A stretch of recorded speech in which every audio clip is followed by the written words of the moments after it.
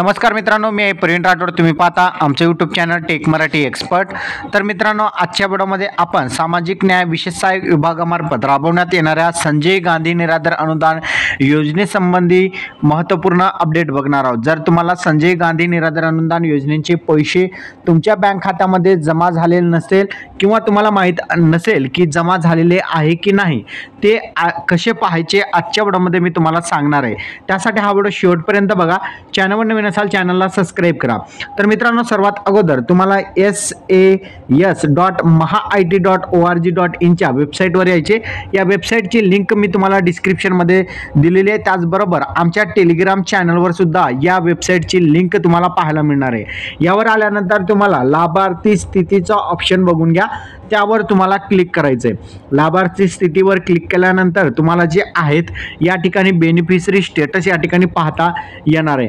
आता स्टेटस तुम्ही दोन प्रकारे बघू शकता. एक, तुमच्याकडे जर रजिस्ट्रेशन नंबर असेल तर त्याद्वारे, आणि दुसरं म्हणजे तुमच्याकडे जर मोबाईल नंबर असेल तर त्याद्वारे सुद्धा तुम्ही या ठिकाणी जे आहे स्टेटस बघू शकता. तुमच्या अकाउंटला कोणकोणत्या महिन्यांचे पगार तुमच्या बँक खात्यामध्ये जमा झालेली आहे ते या ठिकाणी पाहता येणार आहे. आता हा जो मोबाईल नंबर आहे ज्यावेळेस तुम्ही रजिस्ट्रेशन करताना दिलेला होता त्याच मोबाईल नंबरने या ठिकाणी पाहता येणार आहे.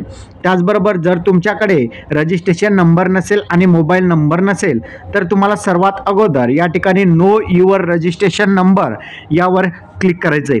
आता यावर क्लिक केल्यानंतर तुम्हाला जे आहेत, तुम्हाला तुमचा रजिस्ट्रेशन नंबर, तुमच्याजवळ मोबाईल नंबर आहे तो टाकून सुद्धा तुम्ही तुमचं रजिस्ट्रेशन नंबर मिळू शकता, किंवा तुमचं आधार नंबर जो आहे तो आधार नंबर टाकून सुद्धा या ठिकाणी रजिस्ट्रेशन नंबर मिळू शकता. आता रजिस्ट्रेशन नंबर मिळवण्यासाठी आधार नंबरवर सुद्धा जो आधार नंबरला मोबाईल नंबर लिंक आहे त्यावर OTP पाठवला जातो. त्या OTP क्लिक टाकल्यानंतर तुम्हाला तुमचा रजिस्ट्रेशन नंबर मिळून जाईल, किंवा तुमचा जो रजिस्ट्रेशन नंबर आहे ज्यावेळेस आपण संजय गांधी निराधार अनुदान योजनेचा फॉर्म भरताना दिलेले तो मोबाईल नंबर टाकून सुद्धा या ठिकाणी तुम्हाला रजिस्ट्रेशन नंबर मिळवता येणार आहे. तो मोबाईल नंबर आणि त्याच्यावर मिळालेला OTP टाकून तुम्हाला रजिस्ट्रेशन नंबर मिळून जाईल. आता महत्त्वाचं आहे की तुम्हाला जे आहे रजिस्ट्रेशन नंबर मिळालेला आहे किंवा मोबाईल नंबर सुद्धा माहीत आहे, तर तुम्हाला सिंपली जे आहे तुम्हाला रजिस्ट्रेशन नंबरवर क्लिक करून तुम्ही रजिस्ट्रेशन नंबर टाका.